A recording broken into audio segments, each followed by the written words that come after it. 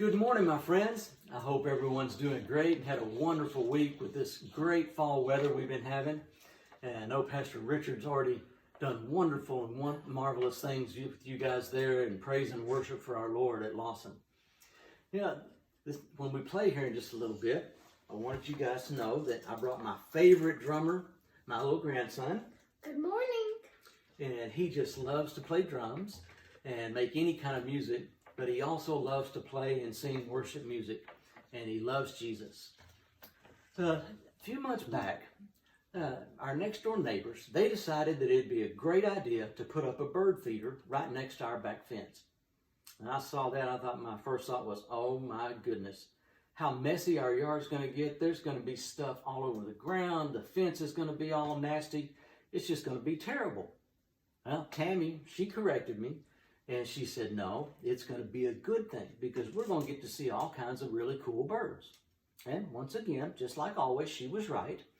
And we did get to see lots and lots of birds. We saw mockingbirds, we saw robins, blue jays, even cardinals, and we saw doves, tons of doves.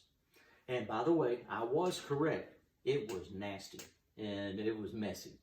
But the great side of it is we could look out our window in the morning or in the evening and we could just see all kinds of birds. It was just wonderful. But, there was one kind of bird that really caught my attention, and that was the little sparrows. And the little sparrows, there were tons of them too, and they would just dart and flitter all over the place. But I noticed that they were a lot of times running from the big birds, from the sparrows, from the mockingbirds and the cardinals and all those. And the other birds, they wouldn't let the sparrows get up into the feeder. So the sparrows had to wait their turn and to get any food. And same thing with finding a spot up in the trees that were out there. And it just didn't seem fair. Those little sparrows were getting pushed around and almost like they were being told what to do. Well, since COVID started about 1.5 years ago, we've kind of found ourselves in those kind of situations too, where there's situations that come up that just don't seem fair. It could be something as big as having the disease itself, or it could be, something smaller like, going to the grocery store and not finding anything there, or changing your work schedule, having to work from home and change all that, not being able to see your families. And the list could just go on and on and on. And, just like those sparrows, it just didn't seem fair because it was frustrating and there was change everywhere. And it almost seemed like there was one storm right after the other that was overwhelming us. And it sometimes just didn't seem like there was any hope anywhere. Well, that brings me back to the little sparrows. A friend of mine posted on Facebook a while back a story that happened at his house. And it seems that there was a storm one night. And the next morning he got up and he looked out his kitchen window and he saw just dozens of sparrows underneath the tree that was out there. And they were all pecking at the food that was on the ground from where the storms had come, and they were getting food that had popped up there from the storm. And the tree itself had provided shelter for them when the storm was there. So God had provided both a shelter and a blessing for them of food. Well, the Bible tells us in Matthew 10:31 that we shouldn't be afraid because not one sparrow will fall to the ground outside of God's care, and that we are worth more than many sparrows.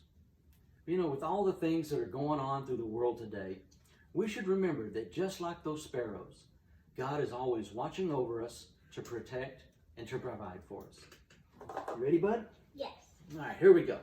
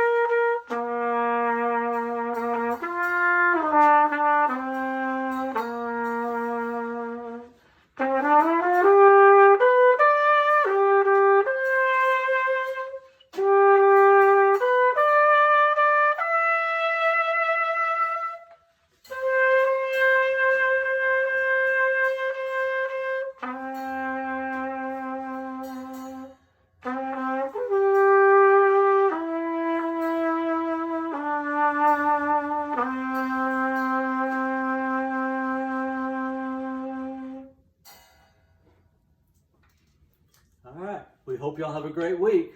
Bye. Bye.